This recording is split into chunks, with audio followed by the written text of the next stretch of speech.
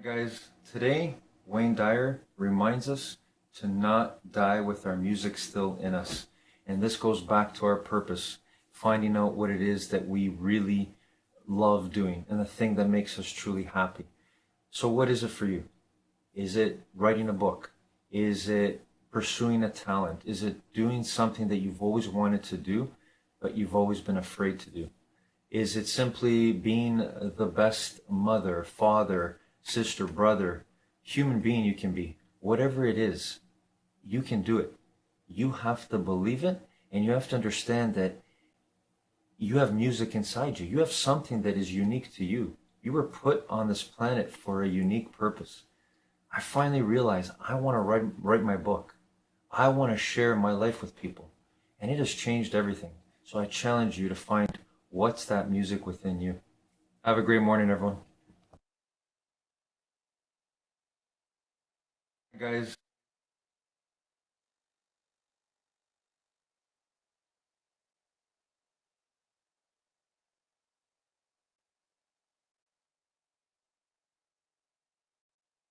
The world recently lost a legend of the personal development industry, Mr. Bob Proctor. And so to celebrate his life, please enjoy one of these videos that I've made from our vault of Inspressos. I met a man here in Toronto. He was one that originally got me involved in studying this, Ray Stanford. And he told me if I didn't like the results I was getting in my life, that I was going to have to change me because they were my results. And he said, if you're going to change you, you're going to have to find out something about yourself. And that seemed to make sense. I don't think it was an earth-shattering idea. It wouldn't give anybody a brain hernia, but it made a hell of a lot of sense to me. So I started to study myself. I found most people don't know who they are. They really don't. What do you mean? I mean, I know my name, I know my age, I know where I live. Yeah, that's not you, though. You know, that's just it. If you ask the average person who they are, they'll give you their name. They'll say, I'm Bob Proctor, but I'm not. Bob and Proctor are two words. My parents give them to me. They're called names, but it's not me. It's my name. Then somebody will say, well, this is me, but this isn't me either. It's my body. Like, you never phone down here to the studio and say, body won't be in today. It's sick. Okay. You know, we don't say am hand or am leg. It's my hand, my leg, my body, my name. Who am I? Well, that's an interesting question. And I believe if a person will start to study that and look for the answer, they'll find it.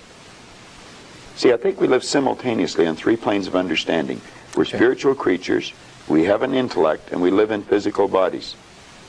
Okay. But because we lack awareness or understanding of who we are, we're totally locked into a physical world, and we let things outside of us control us.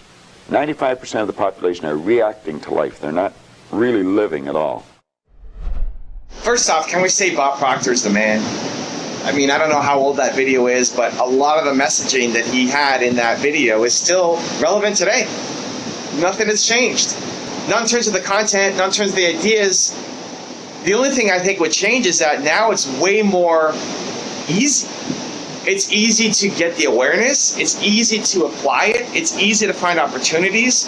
Think about that video. That video, he was on a TV set. That was the way to get a message out. You've got a TV, you've got movies, you've got books. That's how you get a message out. And to be able to do that, you had to be of a certain level and have certain connections and be around for a certain amount of time and maybe pay the right person. Not anymore. Now anybody can win. Now you can win. The opportunities afforded to Bob Proctor from that year were way less than what you've got in front of you right now. You've got the internet. You've got YouTube. You've got access to a world of mentors online that Bob didn't have. That Bob had to work insanely hard to accumulate. How did he get that knowledge over decades of going and meeting people and learning from them?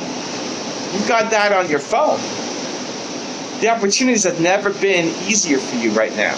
And then the opportunity to turn it into something has never been easier. To turn it into a business. That I could be here in Puerto Rico making this video, reaching tons of people. That didn't exist. So the opportunities for mentorship, for learning, for creating something amazing have never been easier and are only getting easier. But the need for awareness, the need to study yourself, the need to understand yourself is still the same, because you're human. Because what your parents told you, what your community taught you, may not be how you want to live. May not be how you want to live. There's a reason why whenever there's a revolution, they shut down the media. They don't want people talking to each other. They don't want people learning from each other. It's, you have to do this thing. So how do you do it? How do you study yourself? How do you find out who you are? The process I go through is 3-step. It's who, why, how, who. You figure out your one word, single most important core value. Mine is believe.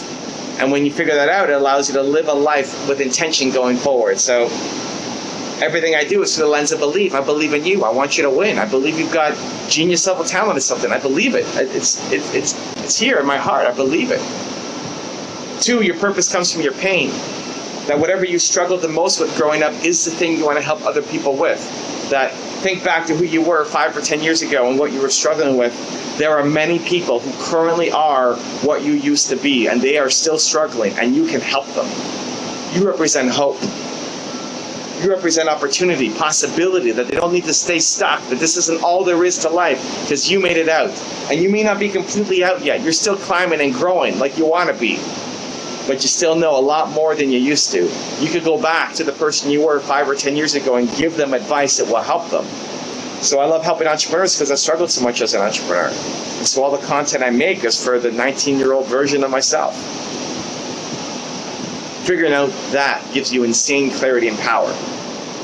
And then the last is how. So it's who, why, how. How is how you got out of it as a recipe. It's not just some random thing that happened to you, because a lot of people don't get out. You have a recipe. You figure something out that other people don't know, that you can teach them. It's teachable. So I studied success. I modeled success. Bill Gates saved my first business when I quit. Not him as a human. I haven't met him yet. But his strategies, his ideas saved my business. And so ever since, whenever I didn't know what to do, I modeled success. I asked myself, who has done this before? And how can I learn from them? And apply it to my company and my situation. And that's all I've done for the past 20 years, is study success and then try to teach it. Over 10 years on YouTube of modeling success and teaching it. And so the who, why, how process is how you figure out, is how you study yourself and give yourself the chance to have the clarity, because you don't want the life that your parents have. You don't want the life that your friends have. You don't want the life of most of the people that you hang with right now. And that's okay. And that's what Bob is saying too, but now you actually have a chance to do something about it. Now you don't have to stay stuck. Now you don't have to be the craziest of crazy. Now it's open to everybody. Now it's open to everybody. So study yourself. Follow the who, why, how process. Follow other methodologies if it helps you too. But then do something. Because you don't need to stay stuck. Because you are the Michael Jordan of something.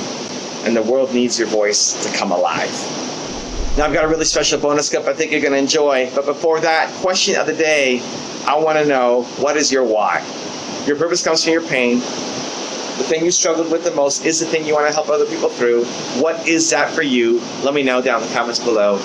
And if you made it this far in the video, you're still watching, I want to celebrate you. Give me a hashtag believe in the comments as well.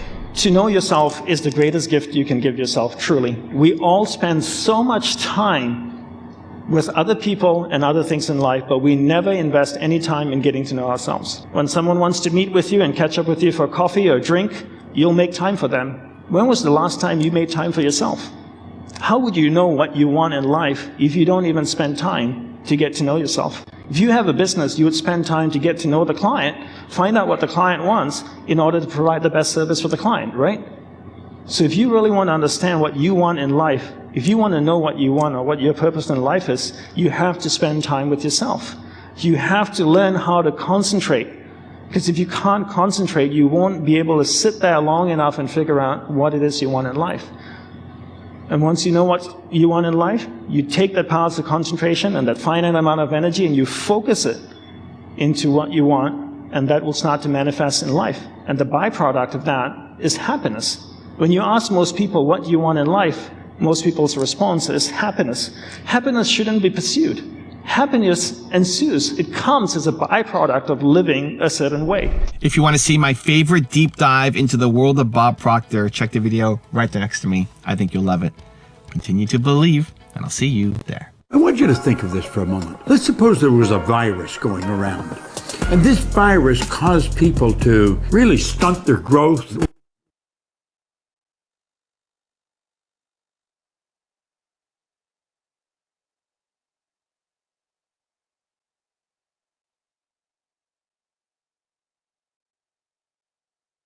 Good afternoon, guys. I remember Stephen Covey sharing some amazing wisdom in his book, The 7 Habits of Highly Effective People, and it affected me profoundly when I heard it. And it is this: the way we regard or treat the 1% is going to be the key to how we affect the 99% of people. So what that means is that the 1% of people that may test us the most in terms of our control and our response to things is going to determine how we are regarded and how we treat the rest, the 99%. So the ones that challenge us the most, and we have to ask ourselves again, where is the real challenge? The real challenge is in controlling our minds and how we respond to that 1%. Okay, because everyone is ultimately a 1. We're all a 1, and we have to remember that. Have a great afternoon, everyone.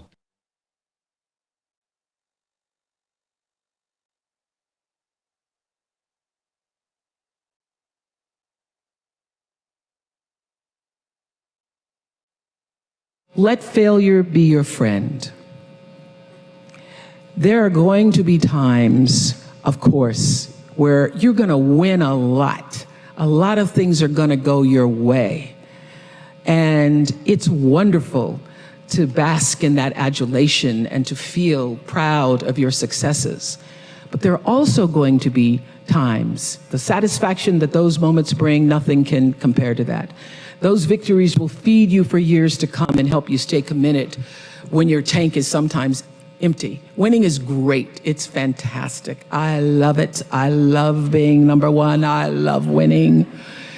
But it's the times when things go wrong, when you fall or fail, that you're actually going to learn the most about yourself.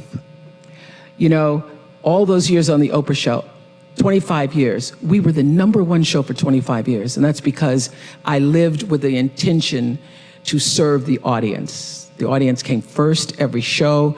I would sit with the producers and say, well, I can't do that because I can't find the truth of myself in that show. I have to have a thread of truth to be able to hold on to.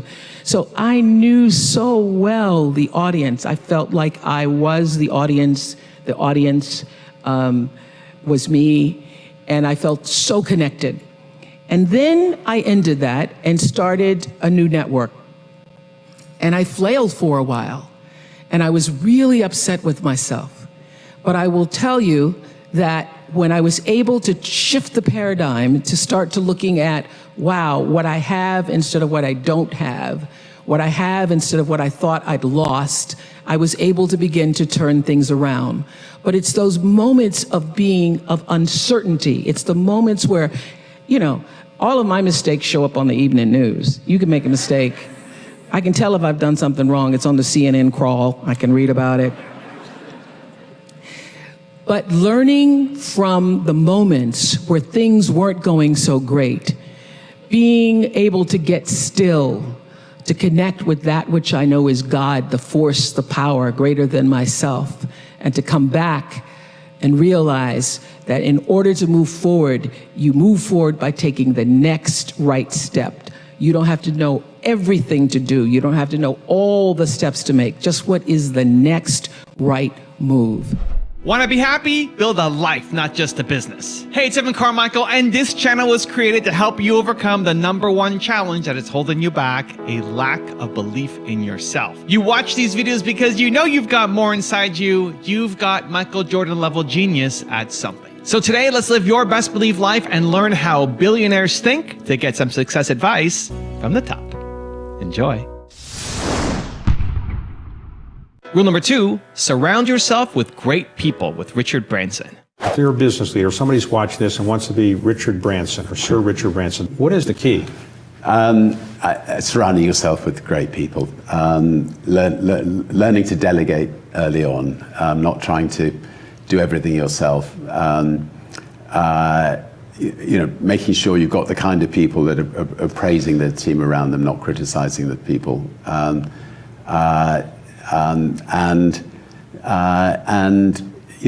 having people who are willing to really innovate, be bold, and create something which everybody who works for the company can be really proud of. Rule number 3, innovate with Jeff Bezos. You mentioned that you wanted innovation to inspire this next generation. Why is it important to you? Why is it so important to you personally to make that happen? Well, I think, I was a very lucky kid. I was inspired by invention and self-reliance from a number of different people, and from, even watching the Apollo program as a little boy. And I think when little kids get inspired, you never know what might happen. It's a big deal. And everything about our society gets better over time. I really do believe that. I'm an optimist. The myth of the good old days is usually just that, a myth. We have better medicine than we've ever had before. Everything, all of that is invention. It's people figuring out antibiotics. It's people figuring out new kinds of biomedicines, biotechnology. It's things that have been figured out with the kind of communication that we have, the freedom of speech we have now with the internet. There's so many things that are getting better, and a lot of that is powered by invention.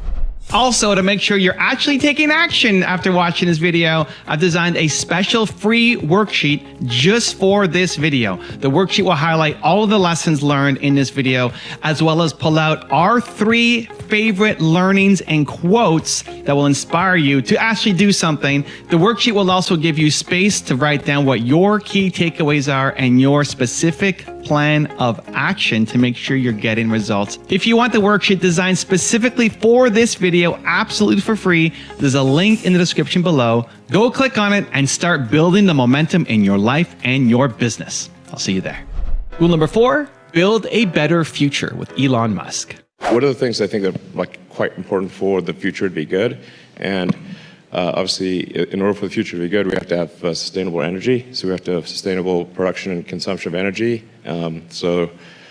That means making solar panels low cost and making electric cars appealing. And then we want to become a multi-planet species and a spacefaring civilization, so as rockets. And then there's some things that I thought, it'll affect the future, but I'm not sure if it's good or bad, like AI. That worries me, that one. Rule number 5, do good with Jack Ma. I'm a believer, I'm not a technology person, but I'm a believer that technology is great for human beings. And as a technical company, don't be evil, it's not enough. You should do good things for the world. Do good things for the future. And believe in young people. Rule number 6, follow your curiosity with Mark Cuban. Michael Jordan had the body, he had the temperament of a champion, so he goes into sports. Do you think they call that bounded rationality? Instead of saying I could be every possible thing in the world, you kind of limit it and say, all right, I'm more of a math guy. Oh, I'm more of a people person. And then you try to find your destiny within that? Well, I think they go hand in hand, right? Because the type of person you are, kind of points to the things you're good at. Are you 12? You're not going to know. Are you 16? You're not going to know. If you're 18, maybe if you have a special talent, right? You can throw a baseball 100 miles an hour. You can sing and your voice is incredible. You're a concert pianist. You're a chess grandmaster. If you have a specific skill set or talent that just immediately propels you to the top, you want to follow that. But I remember having a list. I still have it. When I graduated from college, I was getting ready to graduate, and all the different industries that I thought I might want to partake in. When you find something you're good at, go for it. And I also always say it's not about passion. Everybody's got passion for something, right? Don't follow your passions, follow your efforts. Because people say, I was passionate to play baseball. I was passionate to play basketball. It doesn't mean all of a sudden I was going to be good enough. But I found myself being really curious about business, being really curious about technology. And that curiosity is really what drove me. And I think, particularly if you're young today, curiosity is great. always learning and trying to find new things and being curious about new things, because that's what leads you to that path. Trying to figure out in advance, that's hard because you don't know what you don't know. And rule number 7, the last one before some very special bonus clips, is get known with Grant Cardone. One of the key, I run a marketing agency, and a lot of my customers say, well, I spent $1 and I £1 and I only got £1 back. That's not success. I need to spend £1 and get 6 back. What is success in marketing? Number one is to get known. You shouldn't advertise first. You should get known first. So if I spend $1 in marketing or branding, I don't need my dollar back. It's when you have a toilet, you buy a business and you get hey, we should put a bathroom in our business. How many of you have a bathroom at your business? What's the ROI on that? There's no ROI on that. How many of you have an air conditioner and a heater at your company? What's the ROI? I mean, does that get you customers? The air conditioner sends you customers? Some things you need to do because you're in business. When did you start making sense of not getting known? There is nothing more important than getting known. If you can't get known, you can't be in business. If I don't know you, I will not do business with you. If I don't know this woman in red, no matter how good her product is or what the price is, I will not do business with her regardless of her ethics, regardless of her honesty, regardless of her service. If we don't know each other, we won't do business. So I would spend money on marketing before I'd spend it on a toilet and air conditioning. And Climb Online's stand is just through there and to the left. I mean, I would. And I wouldn't expect Mark to get me a lead. I would expect Mark to get me known. So that when people see my name, they're like, I saw you do this thing with Grant Cardone when he came through Wales. That's how you lift your brand. It's just a smarter thing to do today, so that when you advertise with him and you see the name, now you're like, oh, I remember you from this and that, and they put the pieces together. People buy from people they know, not from people they trust. People do not buy the best product either. People buy the best known product. I love that. You can't tell me this is the best coffee in the world. It's the best known coffee in the world. The same thing I told myself, the same thing I tell everybody. One, you're 21, 22, 23 years old, right? You don't have to figure it out right now. Don't try, right? You spend all this money, paying to learn. Now it's your chance to get paid to learn. You don't need the perfect job. You just need to go somewhere where you'll learn and start to be exposed to different ideas. And now it's not like, when Greg 40 years ago was graduating. Oh, Jesus Christ. And Wow. me 5 years ago. It was like, get a career.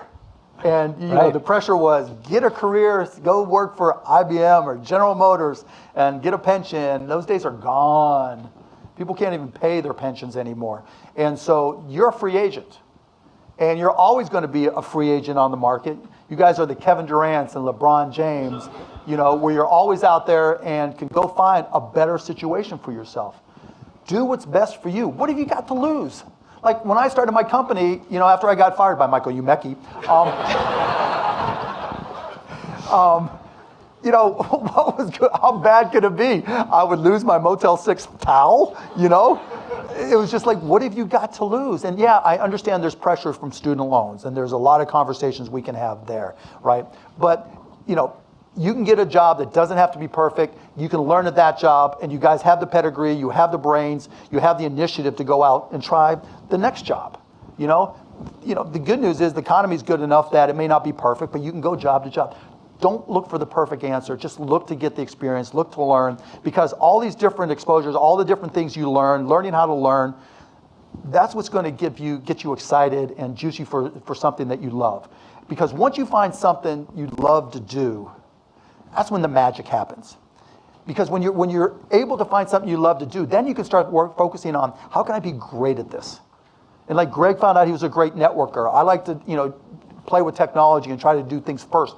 Whatever it is that you find about yourself, then you can try to be great at it. And it's rare when people quit things they're great at. you know? And so trying those things, so that's how I advise people. Don't stress, just go out and try different things. What keeps you so unbelievably grounded amid all your resounding success? I feel like success just makes you more of who you already were. I feel like money and success just does that. So it's like it holds a magnifying glass up to who you are. People always ask me that, and I'm like, I don't know who else to be. I mean, I am who I am. So the money, the success, and so I like to say, if you were a jerk before you got really successful and a lot of money, you become a bigger jerk usually. And if you were insecure, you'll become more insecure. If you were nice, you'll become nicer. If you were generous, you'll become more generous. It's literally just a magnifying glass. The thing I think that I did right from the beginning, and even now in this moment, now that my circumstances are very different, is I've always known, and this comes from, I think, my faith deep down inside. I've always known that, like, what I'm called to do isn't about me. And so for me, it's what's fueled me in all the times when it seemed like no one else believed in me. Like, I knew why I was doing this was so much bigger than myself, and to really shift culture and beauty. And even now, even just saying like, oh my gosh, you started something in your living room and someone pays you $1 billion for it. Like, if I think about that, I can't even process that. Like, I can't even handle it. Because what happens is I'll start thinking of like, oh, but you know, I didn't come from the right family. Neither of my parents went to college. Like, all those things that we tell ourselves about why we're not the person that has those kind of things happen to us. Right. And so two things. One, I often remind myself that like anything that's ever been created that's great, or that's a brand we all use now, or a big business, like it was all created by somebody really at the end of the day who's just like you and me, who's just like all of us. Every single thing, right? So like, why not us? Why not you? Why not? Yeah. And then the other thing is like, when I really start to kind of like get in my own head about it, because it is really strange to say like, oh yeah, like all those things. Like, I make it not about I remind myself it's not about me, right? So for my book, for example, I'm donating 100% of the proceeds, right? The book is to serve, right? And like, I believe at the end of the day that we get in life like what we give, you know what I mean? Along this whole journey, I've known it's bigger than myself. Even now, like I don't know, I believe that, you know, I'm called to serve and to, like, I feel blessed to have accomplished one of my biggest dreams, but my biggest driver now is helping other women, and especially other entrepreneurs, really other women, like accomplish their greatest dreams. So how have you hired your team, and what do you look for when you bring people on? If you think about it, you know, I started the company when I was 19, right? So I can't institutionally believe that experience is that important, right? Or else I would have a hard time reconciling, you know, myself, right? And the company. So, you know, we invest in people who we think are just really talented, even if they haven't done that thing before. And, you know, that applies to people who are fresh out of university, as well as, you know, people like, you know, the CFO who took the company public, had not taken a company public before, right? And a lot of his background was in, you know, production, development at Genentech before. So, you know, just focus on really talented people. When you first launched, in the very beginning, the features were sort of profile with like a profile photo and your name and who you are. And also you included things like what house you lived in, what dorm you lived in, and what courses you were taking. Do you think it would have worked without that? Would it have been enough just to have profiles? You know, it's a really interesting question. I mean, we certainly since then have evolved and wanted to make a more general service, so we've dropped some of those things. But I remember there's this early debate that Dustin and I had where we had to do some manual work for every school that we released Facebook at. And in order to do that, we basically went through and we parsed the course catalogs of the schools to make sure that the data was clean.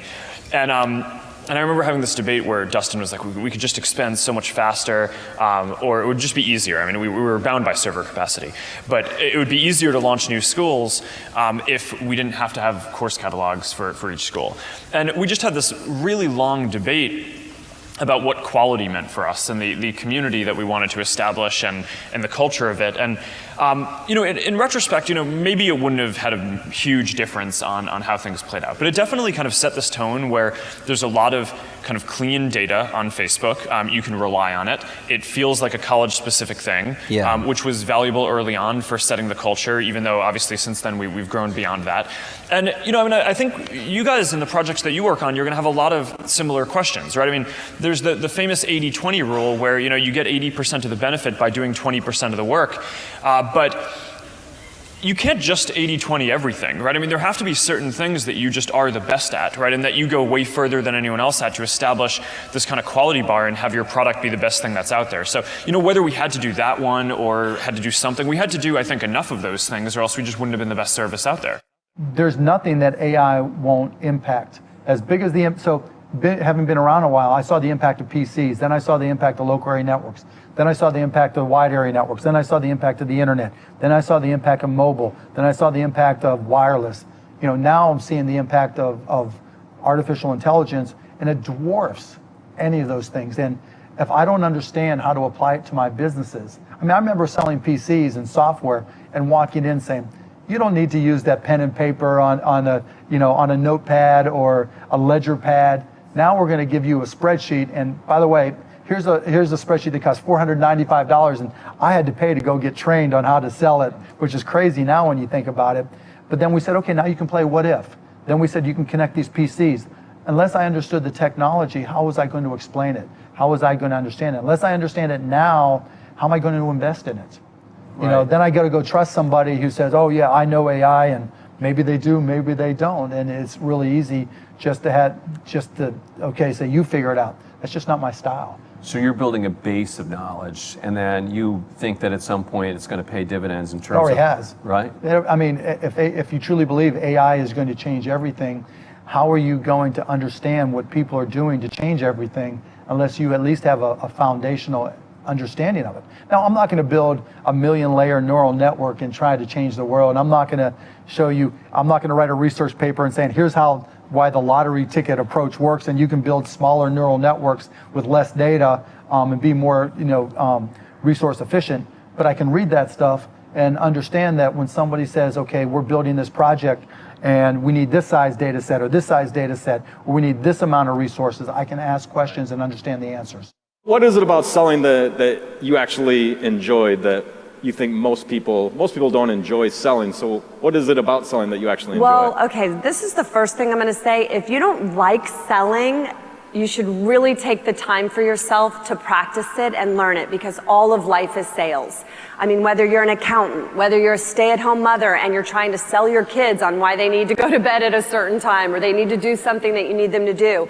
In an interview, you have to sell yourself. I mean, and so I think it's really important to be able to do that. And hardcore door-to-door sales was incredible groundwork and laid the foundation for me to be able to do Spanx, because when I started Spanx, the first 2 years that I was cold calling all the manufacturers in North Carolina, I only heard one word. No. Yeah. I mean, no. And because I had training and just knew I'm going to keep going till I get that yes, that's the reason that I was able to get through that stage. I think that there definitely are things that one can iterate on, but the core thing is to have a great product, and then you can always improve and iterate on that in all sorts of ways. And I think even in the tech industry, what's striking is how weak on a quantitative basis so many of the successful companies were.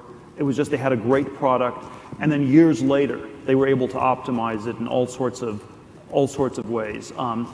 Whereas if you're just trying to optimize and you don't have a great product, I think that rarely works. I think it's always worth asking, where you're going to go with this business. And so I think we're always focused on very short time horizons, because you have to figure out a way to get through the next month, the next quarter. How do you get some customers? How do you track? But it's always worth thinking ahead, 5 to 10 years. Why will this be a really valuable business in 5 to 10 years? And how's the competitive landscape going to develop? How's technology going to develop? How's the world going to develop?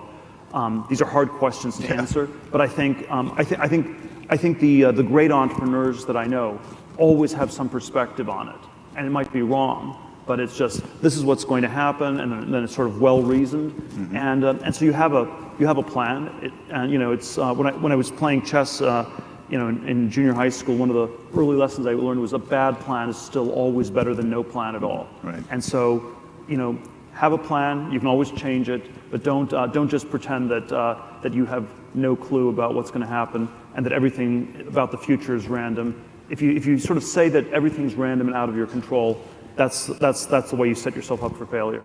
I think you should be doing something you're passionate about. So the question is always, you know, when I give my younger self advice, you know, would I still go to Stanford? Would I still go to Stanford Law School? Possibly, but I think a lot more about why I was doing it. Is it just, you know, and I was on this super tracked career myself. I ended up at a big law firm in New York.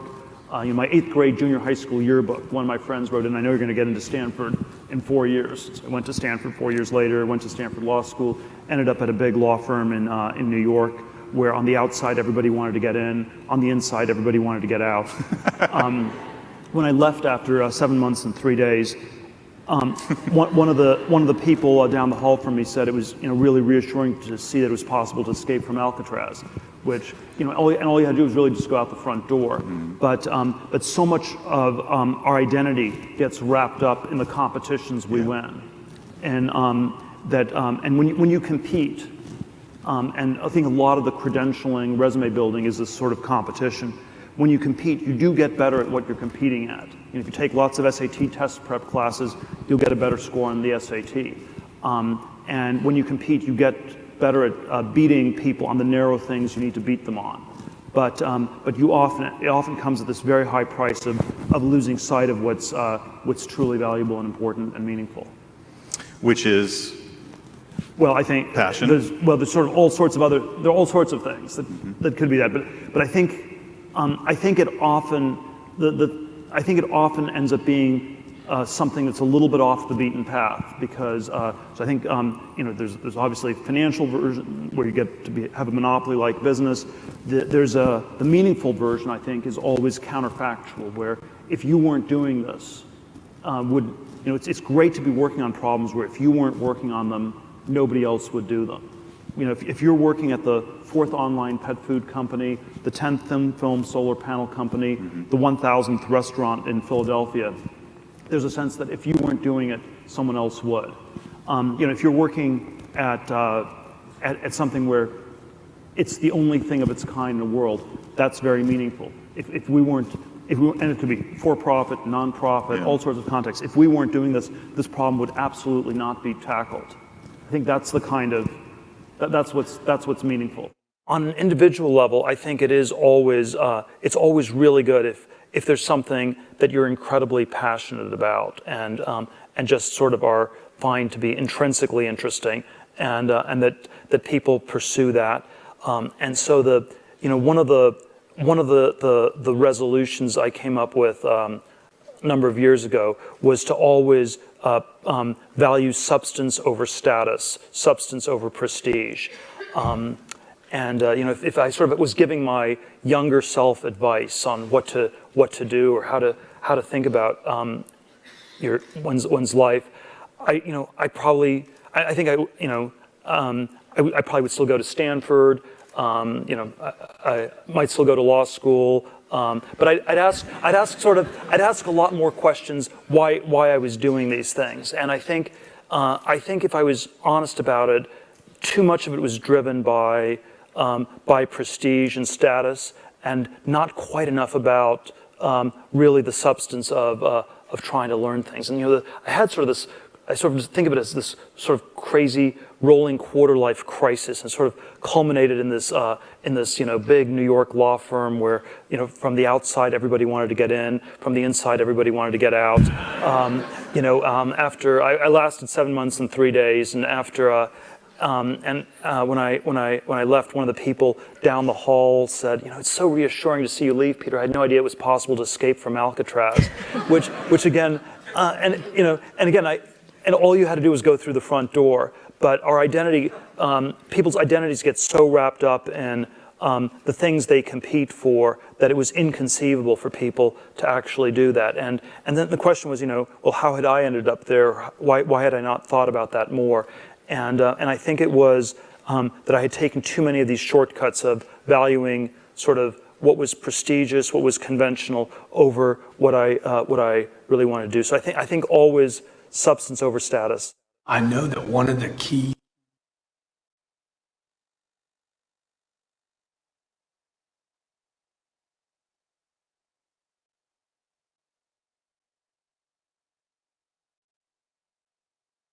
Good evening, guys. I want to share with you another funny story from Les Brown, and this is from his speech in the Georgia Dome.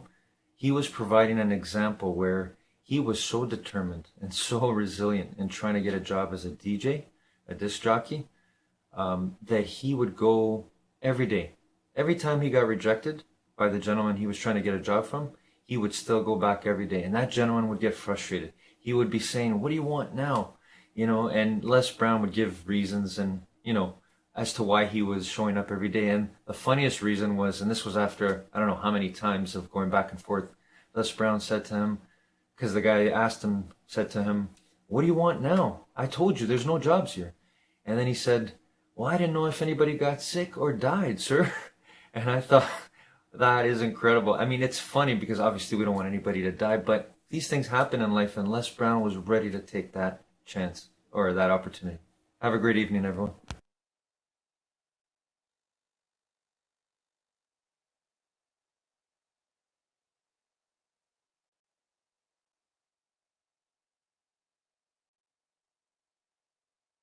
Jeff Bezos went from getting his dream job as the youngest ever VP at a hedge fund to quitting, founding Amazon from his garage, and writing his business plan while driving across the country from New York to Seattle, to becoming the world's first centibillionaire and having an estimated net worth of $176 billion. Here's my take on his top 10 road to success. Enjoy. My view on work-life balance is that I prefer the phrase work-life harmony. To me, balance implies a strict trade-off. And I have seen situations where people they have all the time in the world. Maybe they're out of work. They have lots of time. They have all the time in the world, and they're so stressed that they're actually terrible at home. Everybody at home is like, "Boy, I sure wish you'd get a job." My sister-in-law says, "For better, for worse, but not for lunch." And so it's you really want harmony. You want if you're happy at work, if you're finding meaning in your work, if you are, it can be hard. They call it work for a reason. It's not going to be fun all the time. That's a pipe dream. None of us enjoys every minute of every day. And to have that kind of idea would just be naive. But there should be fun at work. You should be laughing. There should be moments of joy. And if you're getting energy from work, instead of your work draining your energy, then you're going to come home and you're going to be a better mother, a better father, a better wife, a better husband, all of those things. You're going to want to take out the trash. And so, even before being asked, that's what's going to happen, Larry. She's going to say, "Who is this guy?" And so, you really need to, I think if you're starting to get to the point where you are worried about work-life balance, I would challenge you to think, is just something out of whack. It's probably not the hours. Look, if you're working 120 hours a week, you're also doing something wrong. That's too much. It's not sustainable. Maybe you can do that for a week or two, but that's it. But if you're working, 60 hours a week, that's completely sustainable for most people. And if you're burned out by it, it's not the number of hours. It's that you're doing something wrong. You need to figure out what it is, because you're going to take that home, and then your home life is going to be stressful, and then you're going to bring that back into the office. So it's going to be a negative spiral, and that spiral will also be a positive one as soon as you turn it around. Rule number 2, follow your passions. I think to some degree, you follow your passions and then wait, you have to hope the wave catches you. I was always interested in computers. I was always interested in software. I was always a big reader. And so it wasn't, which made me alert to things like the internet and the possibility that you could build a bookstore online that would have universal selection. And that was really the founding idea of Amazon. And so I think everybody has their own passion, their own thing that they're interested in. And then you're very alert to the things that are in the sphere of influence of that passion. So your passion has led you to change the world, frankly, with Amazon. But yet you've got Blue Origin, you've got Bezos Explorations. Why can't somebody like you just rest on your laurels? Go play golf. Well, I love what I do. I also have 4 kids. I have a wife that I love. I have a lot of passions and interests. But one of them is, at Amazon, the rate of change is so high, and I love that. I love the pace of change. I love the fact that I get to work with these big smart teams. The people I work with are so smart, and they're self-selected for loving to invent on behalf of customers. And so, it's not. Do I love every moment of every day? No, that's why they call it work.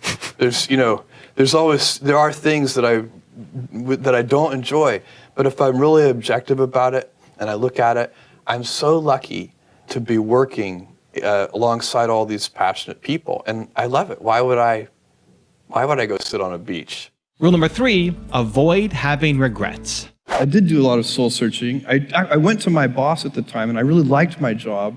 And I told my boss I was going to go do this thing, start an internet bookstore. And my wife I'd already told my wife, and she's like, "Great, let's go." And I said to my boss, "I was going to do this." He's like, "This is a good idea." He said, "I think this is a good idea, but it would be an even better idea for somebody who didn't already have a good job."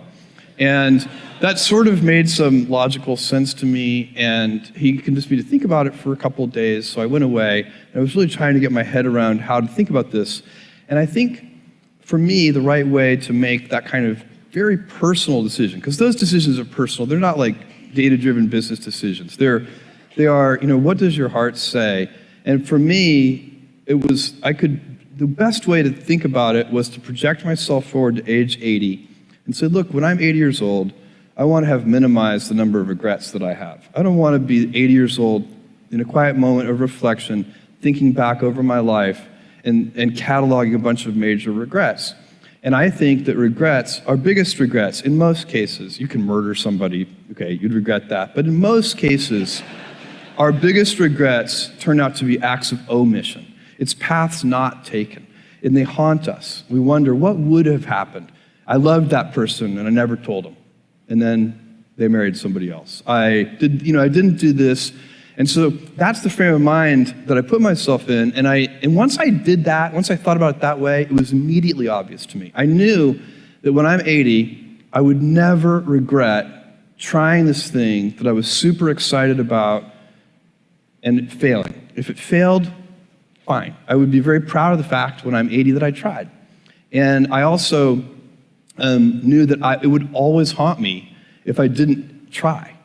And so that would be a regret. It would be a 100% chance of a regret if I didn't try, and basically a 0% chance of regret if I tried and failed. So I think that's a useful metric for any important life decision. Rule number 4, have professional pride. The professional pride part is so important because 90% of what all of you do, nobody ever sees. It's inside the work. People see something finished, but they don't see what's inside it. Only you see that while you're doing the work. And those things can't be great since nobody's seen them. Nobody's inspecting it. You're not going to get any credit for it. The only thing that's going to make you have high standards on that piece of the work that nobody's ever going to see is your own professional pride and operational excellence. Those are the 4 cultural attributes that are at Amazon. We use the same ones at Blue Origin. We use the same ones at AWS. Those things if they start to erode at the edges, that would make me very nervous. So I spend a lot of time trying to inspect that, audit that, teach that. Teaching things like that is about repetition. Senior leaders need to be broken records on the things that are important to the organization. And if everybody in the organization, like you have succeeded when you start to see people roll their eyes because of your repetition on certain important things. Because senior leaders don't have to do a lot of things. They have to pick a few big ideas and enforce tough execution against those big ideas. And that requires a lot of repetition. Also, to make sure you're actually taking action after watching this video, I've designed a special free worksheet just for this video. The worksheet will highlight all of the lessons learned in this video, as well as pull out our 3 favorite learnings and quotes that will inspire you to actually do something. The worksheet will also give you space to write down what your key takeaways are and your specific plan of action to make sure you're getting results. If you want the worksheet designed specifically for this video, absolutely for free, there's a link in the description below. Go click on it and start building the momentum in your life and your business. I'll see you there. Rule number 5, start small. Is there a particular recipe that you have in terms of how you actually innovate in that collaborative culture? I think, and I don't think there's a particular recipe, but there are elements of what we do that I think help. So one of them is that inside our culture, we understand that even though we have some big businesses, new businesses start out small. And so, you know, it would be very easy for, say, the person who runs our US books category to say, why are we doing these experiments with things? I mean, you know, that generated, you know, a tiny bit of revenue last year. Why don't we instead focus those resources and that, you know, all that brain power on the books category, which is a big business for us. And instead, that would be a natural thing to have happen. But instead, inside Amazon, you know, when a new business, you know, reaches some small milestone of sales, email messages go around and everybody's, you know, giving virtual high fives for reaching that milestone. And I think it's because we know from our past experiences that big things start small. You know, the biggest oak starts from an acorn, and you've got to recognize, if you want to do anything new, you've got to be willing to let that acorn grow into a little sapling and then finally into a small tree, and maybe one day it'll be a big business on its own. And in fact, that's one of the mottos for one of your initiatives, and forgive my pronunciation of the Latin, but gradatim ferociter. What does that mean to you? Well, it means step by step ferociously, and it's the motto for Blue Origin. Basically, you can't skip steps. You have to put one foot in front of the other. Things take time. There are no shortcuts. And but you want to do those steps with, you know, passion and ferocity. Rule number 6, have a beginner's mind. One of the great paradoxes of inventing at a high level is that you need to be an expert in your domain area and you need to have a beginner's mind. You absolutely need both of those things. The world is too complex to actually just be a beginner. So, you know, I can't, no matter how inventive I am, I can't go invent a new kind of brain surgery. You have to be a neurosurgeon. You have to already know all there is to know about brain surgery and then take it to the next level. The problem is, for many people, by the time they become true experts, they've lost that ability to see things in a fresh way.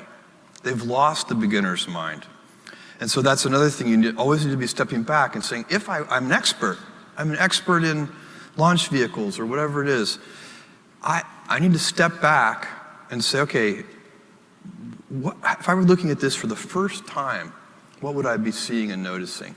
These are just some of the things you need to do to be innovative. Rule number 7, this isn't 7. Rule number 7, deal with failure. That was a good one. Let's talk about failures. I know Amazon has had its share of failures. In fact, I remember having been part of some of them at Amazon. I'm curious to know, how do you think about failure, and how should we deal with failure when we see it? Well, Amazon is the best place in the world to fail.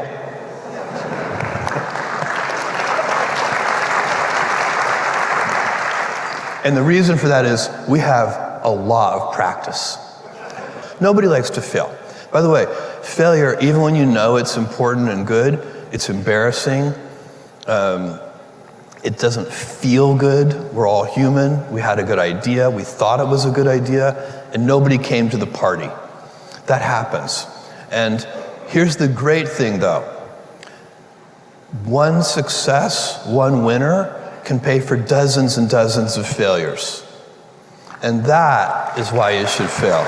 Rule number 8, be clear and honest. I'd never seen you panic. You stay the course and you sort of stick to your script. How do you do that? And how do you advise us to sort of internalize that as well as a strategy? Well, I think that if you're straightforward and clear about the way that you're going to operate, then you can operate in whatever way you choose. And we don't even take a position on whether our way is the right way. We just claim it's our way. But Warren Buffett has a great saying along these lines. He says, you can hold a ballet and that can be successful. And you can hold a rock concert and that can be successful. Just don't hold a ballet and advertise it as a rock concert. Rule number 9, think long term. I know you have many interests outside of Amazon. Tell me about the 10,000-year clock. Well, I'm building a clock, a big clock. It's a kind of a monumental scale. It's inside a mountain in West Texas. It's the invention of a brilliant guy named Danny Hillis, had been thinking about it for a long time. And it's a symbol for long-term thinking. It's a clock that, you kind of think of it, sort of ticks once a day and, dongs once a century, and the cuckoo comes out once a millennium, that sort of thing. So and it keeps time. It's a completely mechanical clock. It's powered by thermal night-day cycles. It's a very sophisticated piece of mechanical machinery, and everything is tested to last 10,000 years. It keeps time for that long. There's a lot of stuff to think through because it's synchronized at solar noon, and there could be, in 10,000 years, it turns out there could be 3-year periods where you have no sunlight at solar noon. Asteroids hit the Earth and change the axis of rotation of the Earth. We have to account for things like that. And so beyond just the normal precession of the Earth. So it's a very complicated mechanical piece of equipment. But what's the purpose, you would say? This is an odd thing to do, to spend any time on. And I think symbols are really important. Symbols can be very, very valuable.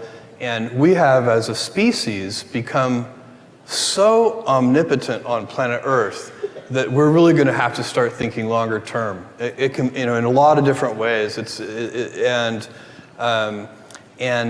you can accomplish so much if you think long term that you can't if you think short term. So if I said to you, I want you to take this mission, I want you to solve world hunger in 5 years, you would rightly just turn down that mission. You would say, that's not possible, why would you even bother trying? But if I said to you, let's solve world hunger in 100 years, now that's actually much more tractable. Now you can think about it and you can say, okay, well, how do we create the preconditions that are necessary to solve world hunger?